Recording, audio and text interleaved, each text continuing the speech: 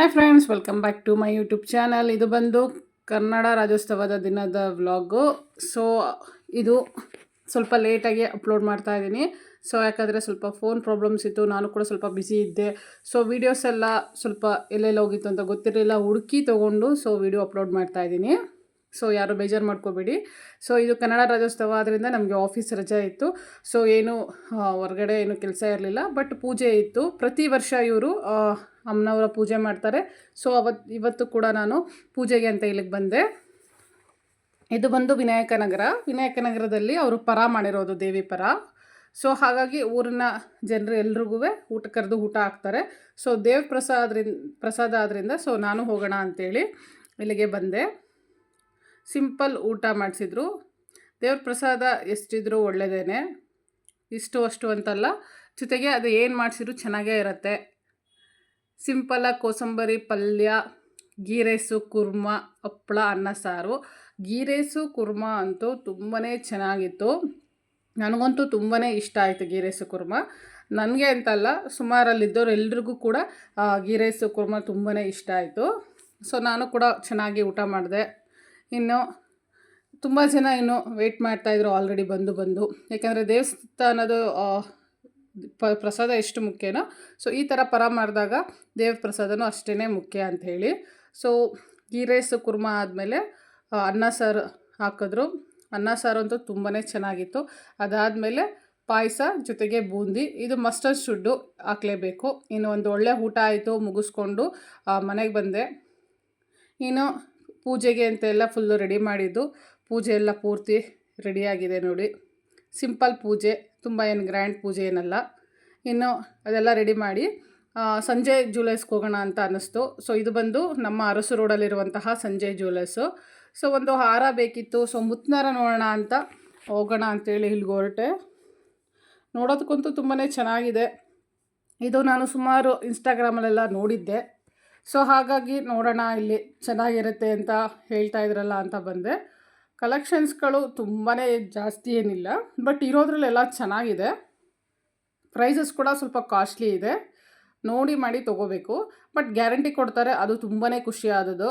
So ನನಗಂತೂ ತುಂಬ ಇಷ್ಟ ಆಯಿತು, ಬಟ್ ನನಗೆ ಬೇಕಾಗಿದ್ದು ಸಿಗಲಿಲ್ಲ. ಹಾಗಾಗಿ ಮಾರ್ಕೆಟ್ಗೆ ಹೋಗೋಣ ಅಂತೇಳಿ ಮಾರ್ಕೆಟಿಗೆ ಬಂದೆ. ಇನ್ನೂ ಸ್ವಲ್ಪ ಹೂವು ಇಲ್ಲ ಹಣ್ಣು ತೊಗೊಳ್ಳೋಣ ಅಂತೇಳಿ ಅಂದ್ಕೊಂಡು ತಂದೆ.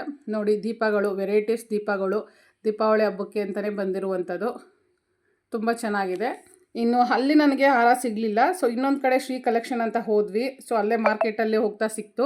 ಸರಿ ಅಂತೇಳಿ ಅಲ್ಲೋಗಿ ತೊಗೊಂಡ್ವಿ. ನನಗೆ ಚೆನ್ನಾಗಿರೋ ಹಾರನೇ ಸಿಕ್ತು. ಜುಮ್ಕಿ ಕೂಡ ತೊಗೊಂಡೆ. ಜುಮ್ಕಿನೂ ಕೂಡ ತುಂಬಾ ಇಷ್ಟ ಆಯಿತು. ಇದು ಕ್ಯಾಶುವಲ್ ವೇರ್ಗೂ ಹಾಕೋಬೋದು, ಟ್ರೆಡಿಷ್ನಲ್ ವೇರ್ಗೂ ಹಾಕೋಬೋದು. ಅಂದರೆ ಈ ಲೆಹೆಂಗಾ, ಕುರ್ತೀಸ್, ಸೊ ಇದಕ್ಕೂ ಕೂಡ ಚೆನ್ನಾಗಿ ಕಾಣಿಸುತ್ತೆ. ಅದ್ರ ಜೊತೆಗೆ ಸ್ಯಾರೀಸ್ ಕೂಡ ಚೆನ್ನಾಗಿ ಕಾಣಿಸುತ್ತೆ. ಅದ್ರ ಜೊತೆಗೆ ಹಾರ, ಈಗ ತುಂಬಾ ಟ್ರೆಂಡಲ್ಲಿರುವಂತಹ ಕಲ್ಲರು ಮತ್ತು ಹಾರ. ತುಂಬ ಜನ ಈ ಥರ ಇಷ್ಟಪಟ್ಟು ಮಾಡಿಸ್ಕೊಳ್ತಾ ಇದ್ದಾರೆ. ತುಂಬ ಜನ ಗೋಲ್ಡಲ್ಲಿ ಕೂಡ ಮಾಡಿಸ್ಕೊಂಡಿದ್ದಾರೆ. ನಮ್ಮಲ್ಲಿ ಕೂಡ ನಮ್ಮ ಕಸಿನ್ ಗೋಲ್ಡಲ್ಲಿ ಮಾಡಿಸ್ಕೊಂಡಿದ್ದಾರೆ. ಇನ್ನು ಎಲ್ಲ ಎತ್ತು ಮಡಗಿ ಇನ್ನು ಸಂಜೆ ದೀಪ ಹಚ್ಚೋಣ ಅಂತೇಳಿ ಫಸ್ಟು ನೀಟಾಗಿ ಬಾಗಿಲು ತೊಳೆದು ರಂಗೋಲಿ ಬಿಡೋಣ ಅಂತೇಳಿ ಸಿಂಪಲ್ಲಾಗಿ ರಂಗೋಲಿ ಬಿಡ್ತಾಯಿದ್ದೀನಿ. ದೀಪಾವಳಿ ಸ್ಟಾರ್ಟ್ ಆಗ್ತಿದೆ, ಹಾಗಾಗಿ ದೀಪದ ರಂಗೋಲಿಯಿಂದನೇ ಸ್ಟಾರ್ಟ್ ಮಾಡ್ತಾಯಿದ್ದೀನಿ. ಸೊ ಇನ್ನು ರಂಗೋಲಿ ಬಿಟ್ಟು ಬಂದು ದೇವ್ರ ಪೂಜೆಗೆಲ್ಲ ಪೂರ್ತಿ ರೆಡಿ ಮಾಡಿ ದೀಪ ಎಲ್ಲ ರೆಡಿ ಮಾಡಿ ಇಟ್ಕೊಂಡೆ. ಸೊ ಇವತ್ತಿಂದ ಸ್ಟಾರ್ಟು ದೀಪ ಹಚ್ಚೋದು ಮನೇಲಿ. ಫಸ್ಟು ಮಣ್ಣಿನ ದೀಪ ಹಚ್ಚಬೇಕು. ಅದಾದಮೇಲೆ ಸಾಮಾನ್ಯವಾಗಿ ನಾನು ಯಾವಾಗಲೂ ಇದೇ ದೀಪನ ಹಚ್ಚುವಂಥದ್ದು. ಇನ್ನು ಕೆಳಗಡೆ ಬಾಗ್ಲತ್ರ ಕೂಡ ನಾನು ದೀಪಗಳನ್ನ ಹಚ್ಚಿಟ್ಟೆ.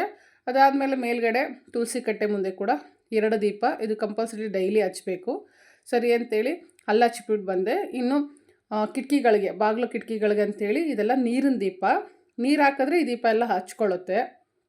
ಎಷ್ಟು ಚೆನ್ನಾಗಿ ಕಾಣಿಸ್ತಿದೆ ಅಂದರೆ ತುಂಬಾ ಚೆನ್ನಾಗಿ ಕಾಣಿಸ್ತಿದೆ. ಕತ್ಲೆಯಲ್ಲಿ ಆ ಬೆಳಕು ಚೆನ್ನಾಗಿ ಕಾಣಿಸ್ತಿದೆ. ಅದ್ರ ಜೊತೆಗೆ ನಮ್ಮನೆ ಬಾಗಿಲಲ್ಲಿ ನಾವು ಈ ಥರ ಒಂದು ಲೈಟಿಂಗ್ಸ್ ಕೂಡ ಹಾಕ್ಕೊಂಡಿದ್ದೀವಿ. ಇನ್ನು ಮಾರ್ಕೆಟ್ಗೆ ಹೋದಾಗ ಹೂ ತಂದಿದ್ದೆ. ಸೊ ಬಿಡಿ ಹೂ ನಾನು ಸಾಮಾನ್ಯ ತಂದು ಕಟ್ಟಿ ಎತ್ತಿಡುವಂಥದ್ದು. ಸೊ ಬಿಡಿ ಹೂ ತಂದಿಟ್ಟಿದ್ದೀನಿ. ಅದ್ರ ಜೊತೆಗೆ ಸಾಮಂತಿಗೆ ಹೂ ಮತ್ತು ರೋಸು 2 ಮಿಕ್ಸ್ ಮಾಡಿ ಕಟ್ಟೋಣ ಅಂತೇಳಿ ರೆಡಿ ಮಾಡಿದ್ದೀನಿ. Hi friends, welcome back to my mini blog. ಇವತ್ತು ಕನ್ನಡ ರಾಜ್ಯೋತ್ಸವ. ಸಮಸ್ತ ಕನ್ನಡ ನಾಡಿನ ಜನತೆಗೆ ಹ್ಯಾಪಿ ಕನ್ನಡ ರಾಜ್ಯೋತ್ಸವ, ಜೊತೆಗೆ ದೀಪಾವಳಿ ಹಬ್ಬದ ಶುಭಾಶಯಗಳು. ನನ್ನ ಒಂದು ಯೂಟ್ಯೂಬ್ ಚಾನಲಲ್ಲಿ ಇವತ್ತಿಗೆ 100 ಮೆಂಬರ್ಸ್ ಸಬ್ಸ್ಕ್ರೈಬರ್ಸ್ ಕಂಪ್ಲೀಟ್ ಆಗಿದೆ.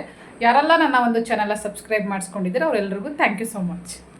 ಮಧ್ಯದಲ್ಲಿ ಒಂದು ಮಿನಿ ವ್ಲಾಗ್ ಮಾಡೋಣ ಅಂತೇಳಿ ಮಾಡಿದೆ, ಡೈರೆಕ್ಟ್ ವಿಡಿಯೋ ನೋಡಿಕೊಂಡು. ಸೊ ಚೆನ್ನಾಗಿ ಬಂದಿದೆ ಅಂತ ಅಂದ್ಕೊಂಡಿದ್ದೀನಿ.